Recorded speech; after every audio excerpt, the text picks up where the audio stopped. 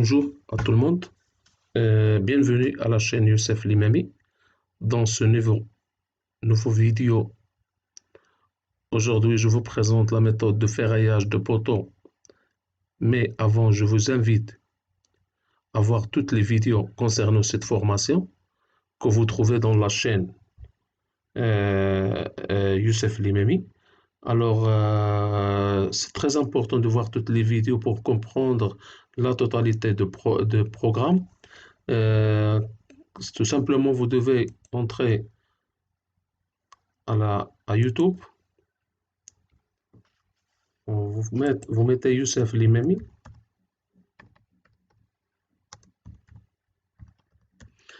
Et vous trouvez toutes les vidéos concernant la chaîne. Donc, les dernières vidéos que j'ai déjà publiées sont concernant AutoCAD. Et concernant la formation qu'on est en train de faire, vous avez ici, vous avez première vidéo concernant donc la descente de charge et surtout la différence entre les charges permanentes et les charges variables.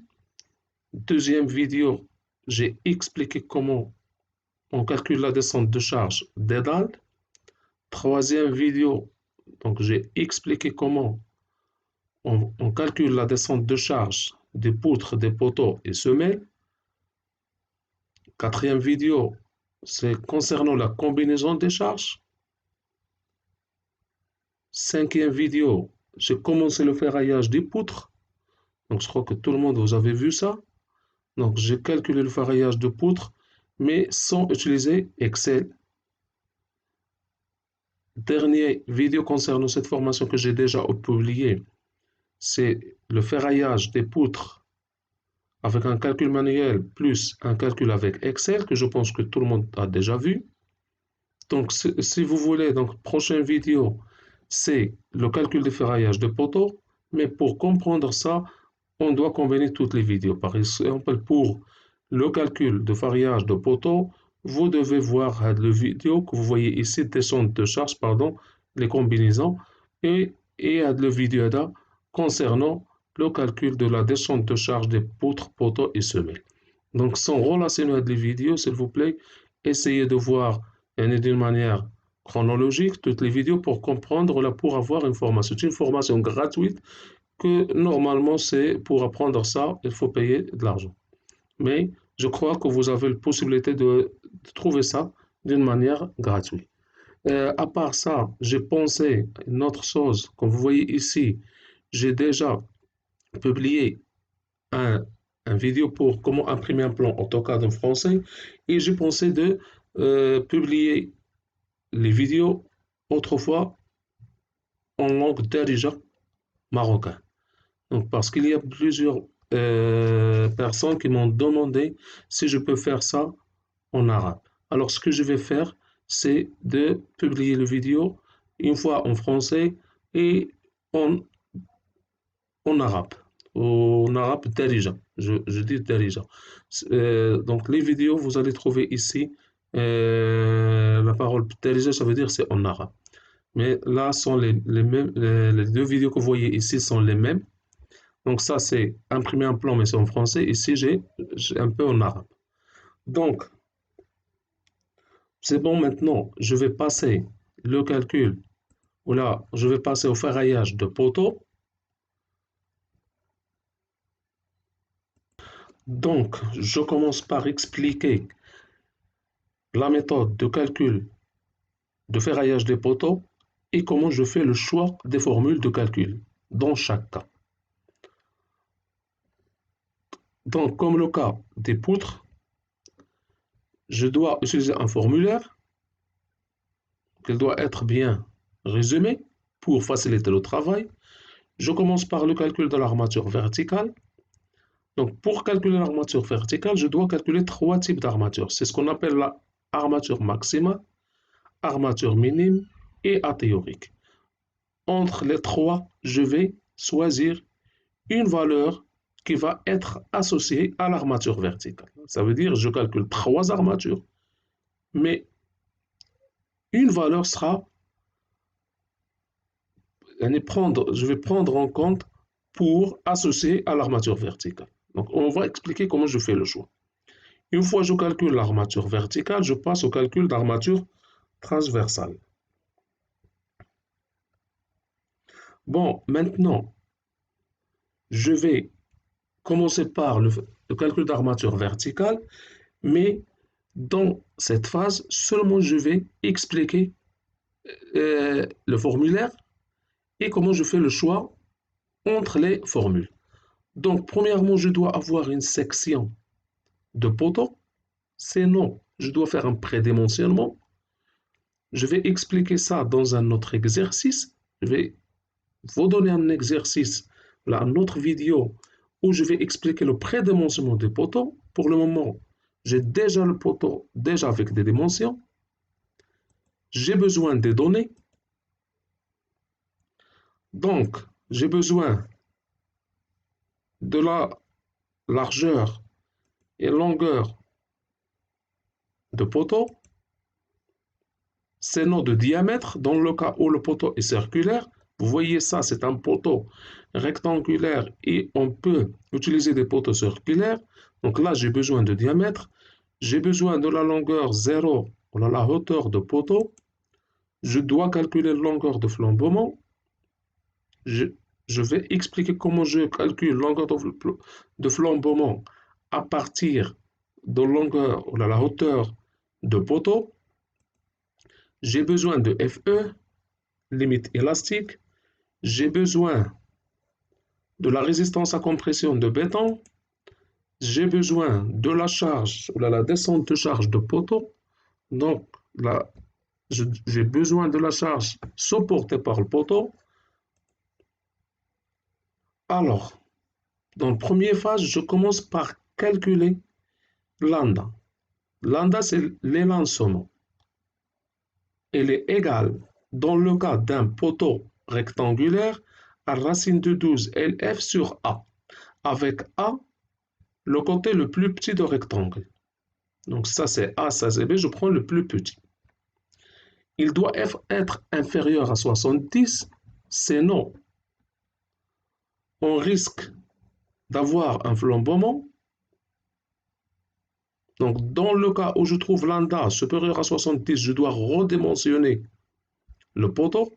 Donc ça doit varier ou modifier les valeurs que vous voyez ici. Dans le cas où le poteau est circulaire, vous avez la formule suivante. 4LF sur le diamètre, donc le même cas, il doit être inférieur à 70. Cette condition, on l'appelle condition de non-flambement. Donc on doit vérifier que lambda inférieur à 70. Deuxième phase, je calcule alpha. Mais comme vous voyez, la valeur de alpha dépend de lambda. Si lambda inférieur à 50, donc j'utilise cette formule. Si lambda entre 50 et 70, j'utilise la formule suivante. Troisième phase, je dois calculer ce qu'on appelle la section réduite.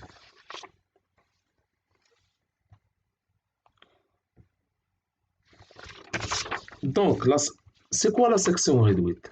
Donc, comme vous savez, ici, vous avez la section de poteau, mais non toute la section de poteau va résister à la charge.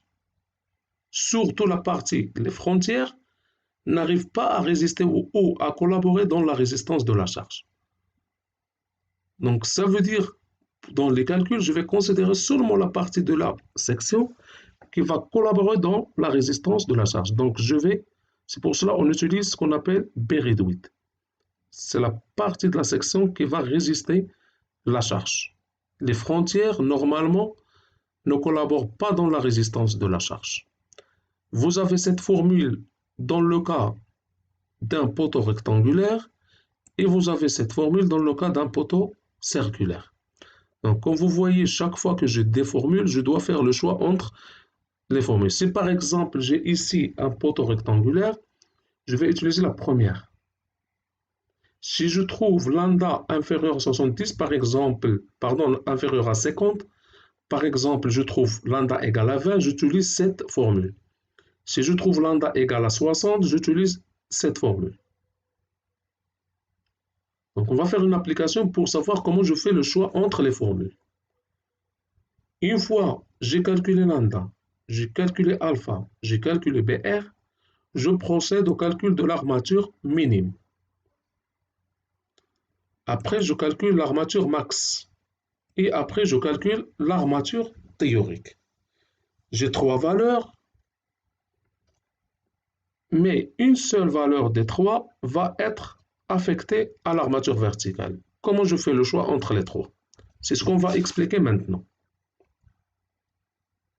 Donc, bon, avant de passer à expliquer comment je fais le choix, vous voyez ici le texte.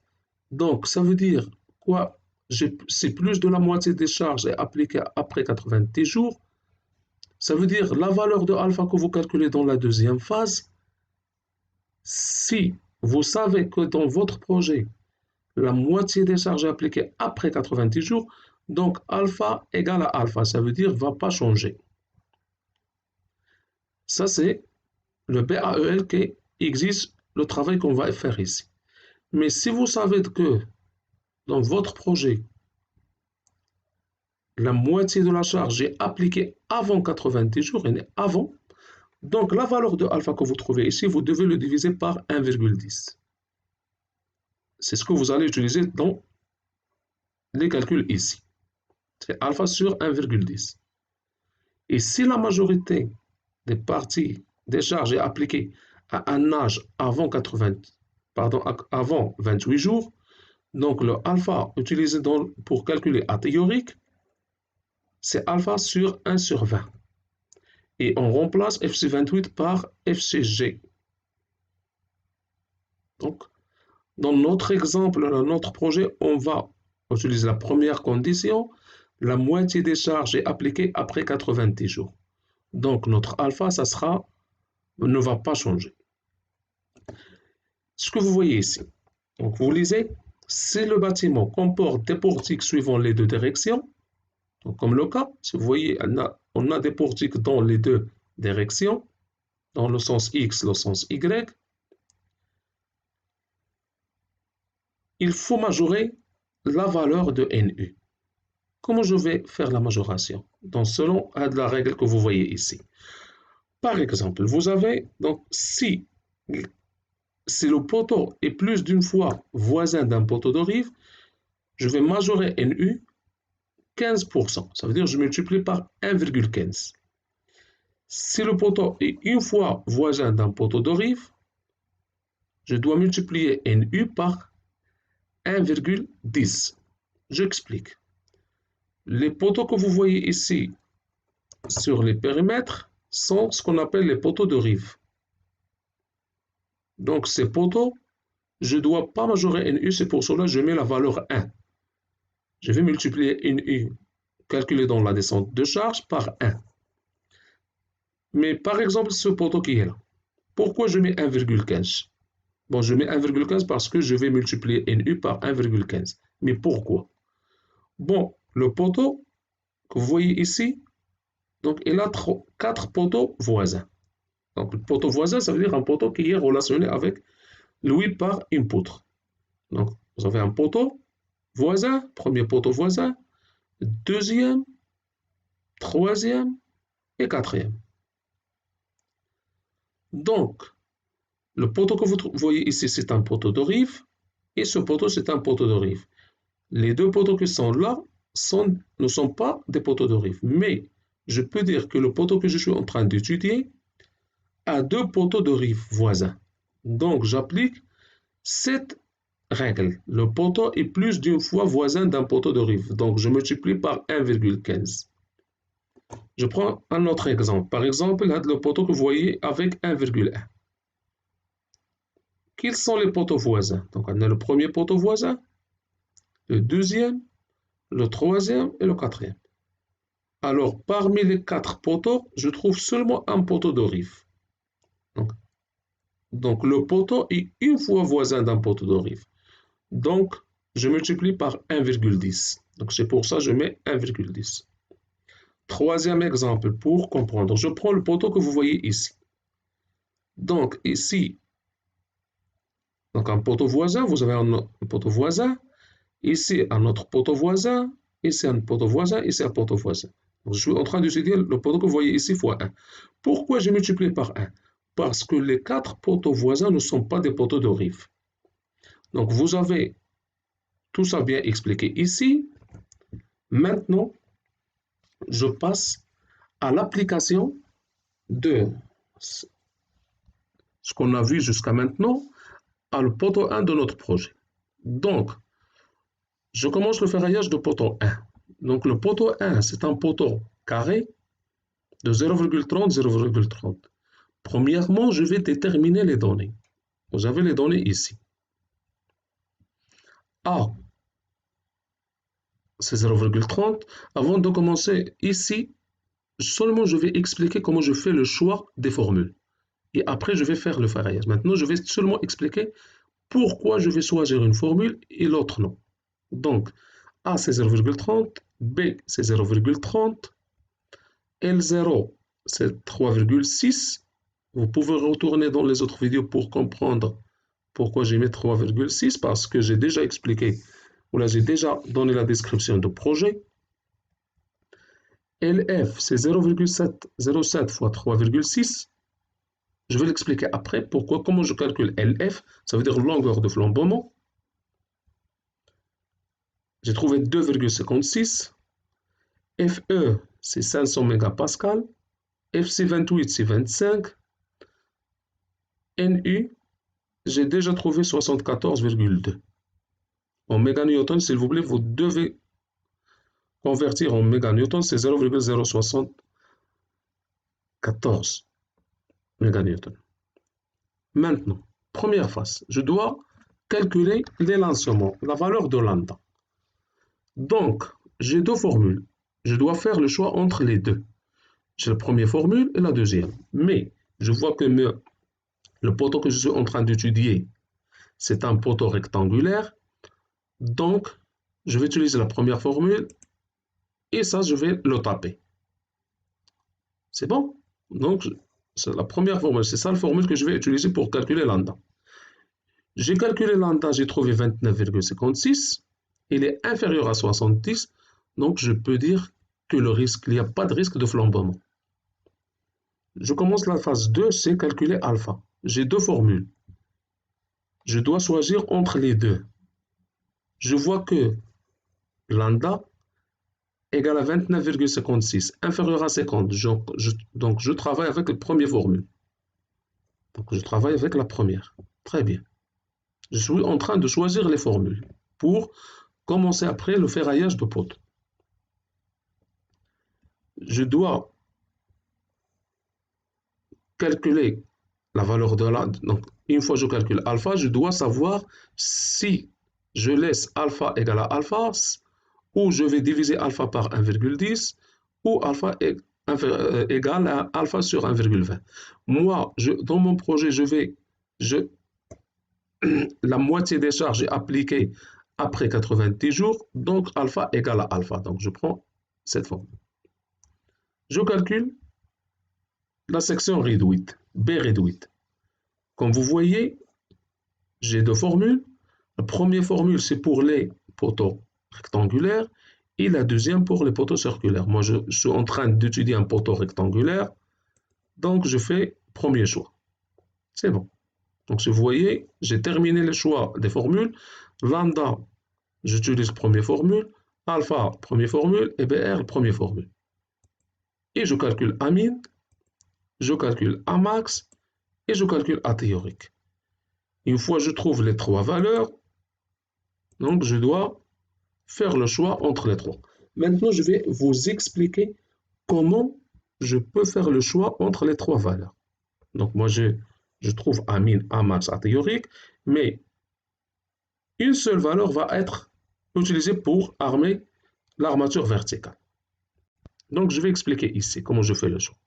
Donc, comme vous voyez, si A théorique inférieur à A min, donc je vais associer à l'armature verticale amine. Si athéorique entre amine et amax, je vais associer à l'armature verticale athéorique.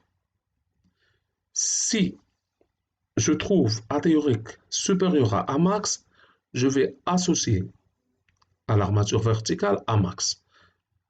Je crois que je dois expliquer mieux. Je vais faire. Donc, je vais donner des exemples. Je vais donner 3 exemples. Donc, premièrement, vous devez savoir que l'armature verticale doit être entre amine et amax. S'il dépasse amine, je prends amine. S'il dépasse amax, je prends amax. S'il est entre les deux, je prends athéorique. J'explique mieux maintenant. Premier exemple. Imaginez, vous avez calculé athéorique. Vous avez trouvé moins 2,9.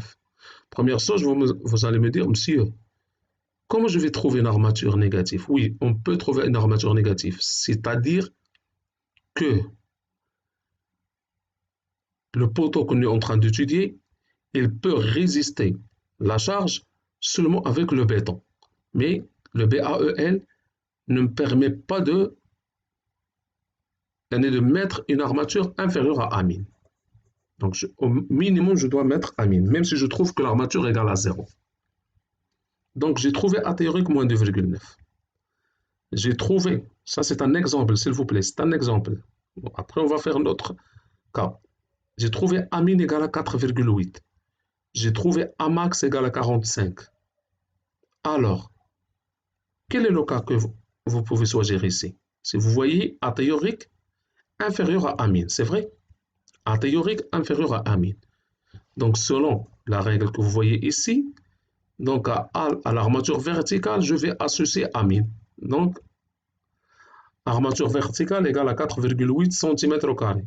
J'ai oublié de mettre les unités ici, pardon. Je vais expliquer le deuxième exemple. Imaginez, j'ai trouvé athéorique égale à 10. J'ai trouvé amine égale à 4,8 et amax 45. Donc, quel est le cas ici? Donc, si vous voyez, 10 se trouve entre 4,8 et 45. Donc, ça veut dire athéorique, il est entre amine et amax. Donc, athéorique entre amine et amax, ça veut dire que l'armature verticale égale à athéorique, égale à 10 cm². Troisième exemple, donc vous avez plusieurs exemples pour comprendre. J'ai trouvé athéorique égale à 60. Amine égale à 4,8 et amax égale à 45. Qu'est-ce que je fais maintenant? Bon, premièrement, vous voyez athéorique supérieur à amax. Donc, je suis dans le troisième cas. Donc, qu'est-ce que je vais associer à l'armature verticale? Je vais associer amax. Très bien. Donc, vous avez 3 exemples pour comprendre bien ce que je suis en train de faire maintenant. Donc, je passe à une autre méthode pour expliquer ce qu'on a vu. Donc, je vais tracer un axe. Donc, je vais positionner amine, c'est 4,8 et amax égale à 45. Donc, le premier exemple, athéorique, c'est moins 2,9. Donc, il se trouve ici, c'est vrai? Donc, il se trouve ici, athéorique est moins 2,9. Donc, dans ce cas, l'armature verticale égale à 4,8. On l'appelle armature verticale, c'est non longitudinale. Deuxième cas, j'ai trouvé athéorique égale à 10. Donc, ça veut dire entre amine et amax. Donc, dans ce cas, l'armature verticale égale, pardon, c'est une erreur ici, s'il vous plaît. L'armature ici, c'est égal à 10. L'armature verticale égale à athéorique. S'il vous plaît, vous corrigez. Je ne peux pas corriger maintenant parce que le programme ne me permet pas de faire des corriger maintenant. Donc, l'armature ACC égale à 10. Je demande pardon. Troisième cas. Si je trouve athéorique égale à 60, donc l'armature verticale égale 45 cm². Donc, je crois que j'ai bien expliqué cette partie. Donc, et après, une fois que j'ai calculé l'armature verticale, je calcule l'armature transversale avec les formules suivantes. Donc, l'armature, le diamètre de l'armature transversale, c'est phi max sur 3.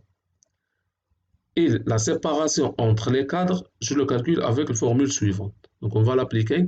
Donc maintenant, je vais commencer à faire le ferraillage des 3 poteaux. Donc je commence par le poteau 1. Donc j'ai déjà fait le choix des formules, je crois que vous avez déjà vu. Donc les données, bon, premièrement la descente de charge. Vous voyez, le poteau 1 supporte une charge permanente de 47,72 et une armature, pardon, une charge variable de 6,5. Donc ici, vous avez toutes les données. Donc A égale à 0,3, B c'est 0,3, L0 c'est 3,6, LF, maintenant je vais expliquer LF, devient LF. Ici, vous allez utiliser la règle que vous voyez ici. Donc, moi je travaille avec le cas général. Donc c'est le calcul de longueur de flambement. Donc ça dépend de la liaison. Donc suivant la liaison, je calcule la longueur de flambement. Par exemple, dans le cas où le pied de poteau est encastré et la tête libre, donc longueur de flambement égale à 2 fois L0. Ça veut dire que je dois multiplier L0 par un coefficient égal à 2. Vous pouvez me demander quel est le cas. Donc c'est le cas d'un poteau d'électricité que vous voyez dans la rue. Donc le poteau d'électricité, donc il est encastré et libre.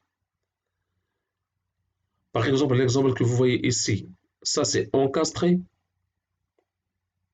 C'est un poteau encastré en pied et articulé en tête. Donc le coefficient pour calculer LF, je dois multiplier L0 par 0,707.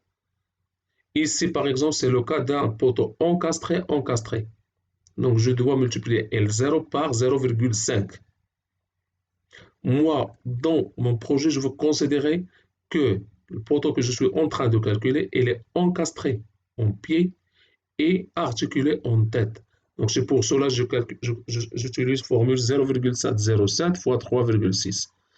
Elle est égale à 2,545 mètres. LF. FE 500, FC 28,25, G, je vais le copier de tableau suivant, c'est 47,72, Q, la charge variable c'est 6,5, je calcule NU, c'est la combinaison, c'est 1,35 fois 47,72 plus 1,5 fois 6,5, je trouve 74. S'il vous plaît, vous devez convertir vers le méganewton. Et maintenant, je peux commencer les calculs. J'ai déjà dit que la formule que je vais utiliser pour calculer lambda, c'est racine de 12 LF sur A. Ça donne 29,39. Il est inférieur à 70. OK. Ça veut dire quoi? OK. Ça veut dire qu'il n'y a pas de risque de flambement. On est dans les conditions de non-flambement. J'ai déjà expliqué pourquoi j'utilise cette formule pour calculer alpha, parce que j'ai trouvé lambda inférieur à 50. Donc j'utilise cette formule. 0,745. J'ai dit que alpha égale à alpha. Je calcule B réduite, donc c'est 0,3 moins 0,02 fois 0,3 moins 0,02. Je trouve 0,0784 mètres au carré. Et maintenant, le calcul de amine. Là, je vous demande de vous concentrer un petit peu. C'est le maximum entre 4U et 0,2 B sur 100. C'est quoi U? U, c'est le périmètre de poteau.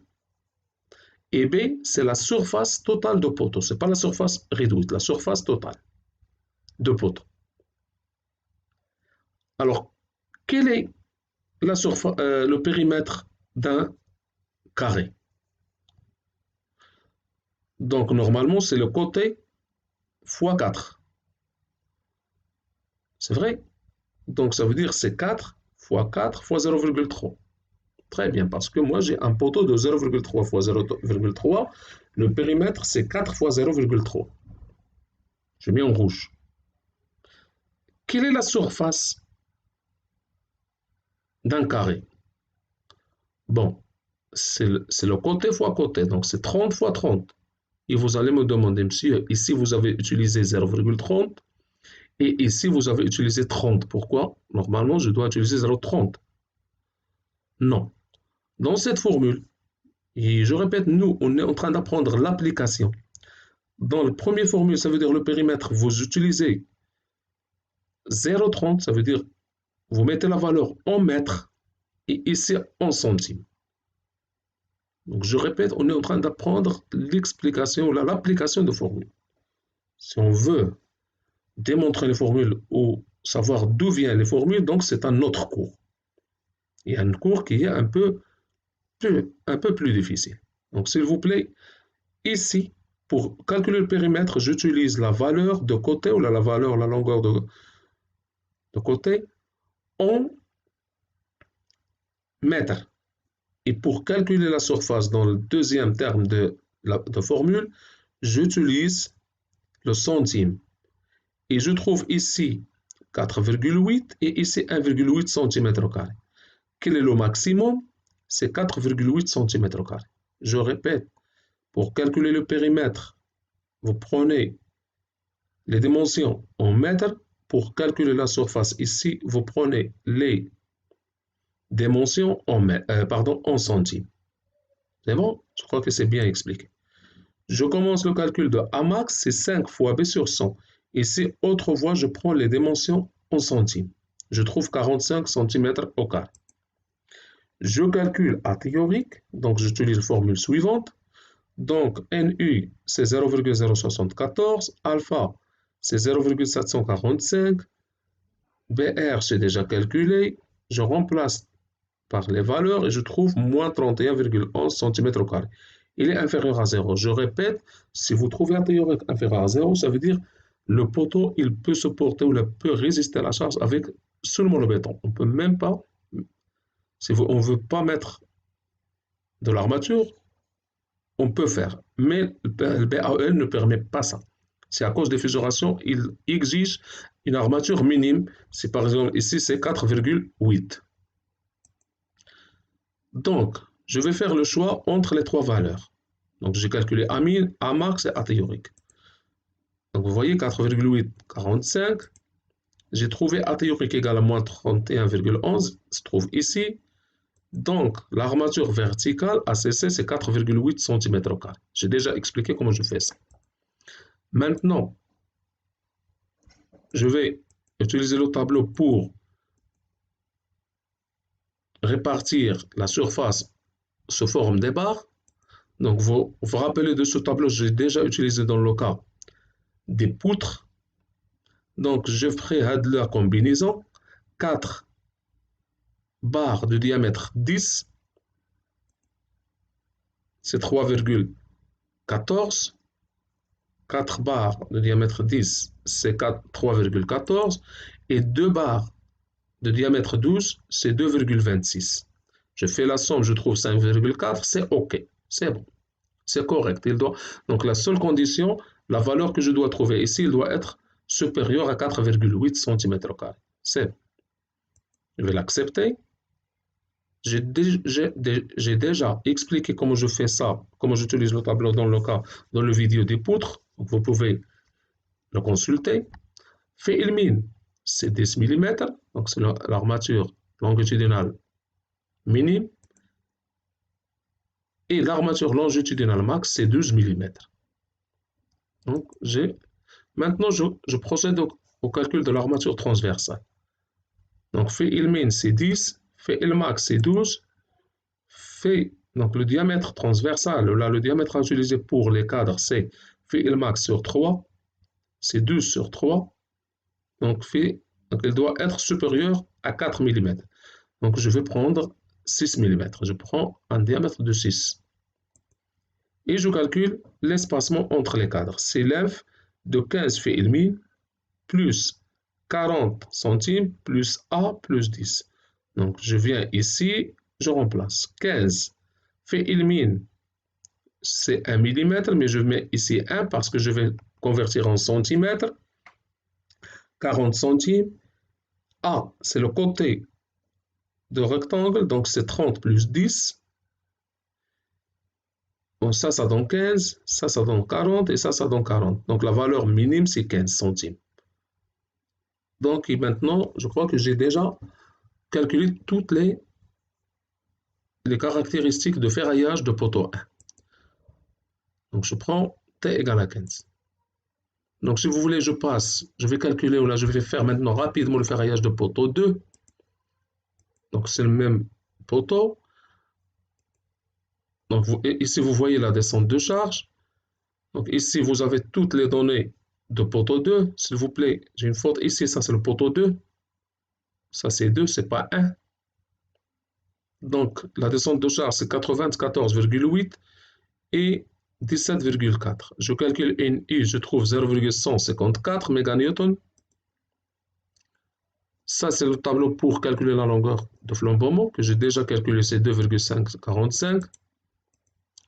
Je calcule lambda, je trouve 29,39. Je suis en train de calculer le poteau 2. Je calcule alpha, je trouve 0,745. Je calcule BR, c'est 0,0784 mètres au carré. Amine, je calcule de la même manière que le premier poteau. Je trouve 4,8 cm². Amax, je trouve 45 cm². Et à théorique, je remplace ici NU par 0,154. Je trouve moins 28,64 cm², c'est négatif. Et donc, quelle est la valeur de l'armature verticale? J'ai trouvé A théorique égale à moins 28,64, donc je suis dans cet intervalle. Donc, je prends l'armature verticale égale à 4,8 cm². Je vais rapidement parce que j'ai déjà expliqué ça dans l'autre poteau. Donc, et si vous voyez, donc, l'armature verticale c'est 4,8. Je vais prendre la même combinaison, la même armature que j'ai pris pour le poteau 1. Donc ça, vous voyez le tableau, donc qui explique plus ou moins comment je fais le choix entre les armatures.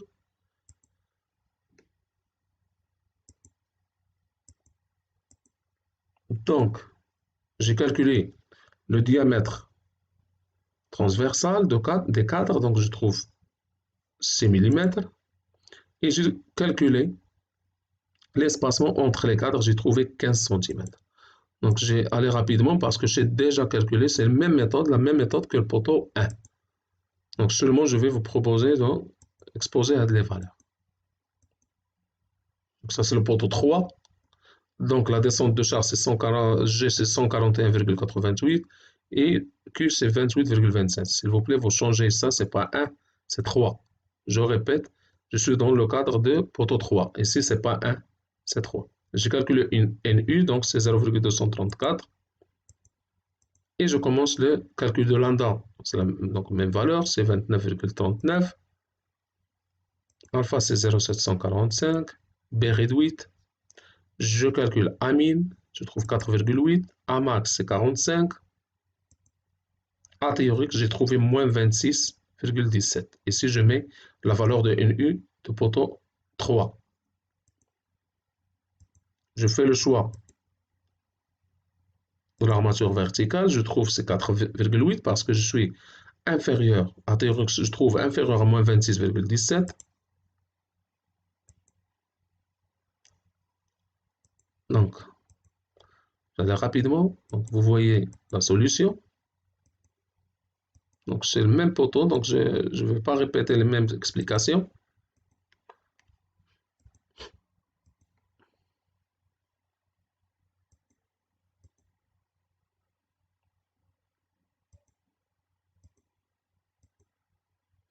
Donc, je crois que c'est bien expliqué. J'espère que vous avez bien profité de la vidéo. La prochaine vidéo, ce sera une vidéo un peu très important. On va vous expliquer le ferraillage de poteaux, mais on va vous expliquer les techniques de prédimensionnement. Plus, je vais faire le ferraillage avec l'Excel. On va faire le prédimensionnement, le ferraillage manuel et le ferraillage avec Excel. Donc, ce sera un très très bon vidéo. S'il vous plaît, vous consultez et si vous trouvez tout ça intéressant, abonnez-vous pour encourager un peu la chaîne. Merci à vous et à bientôt.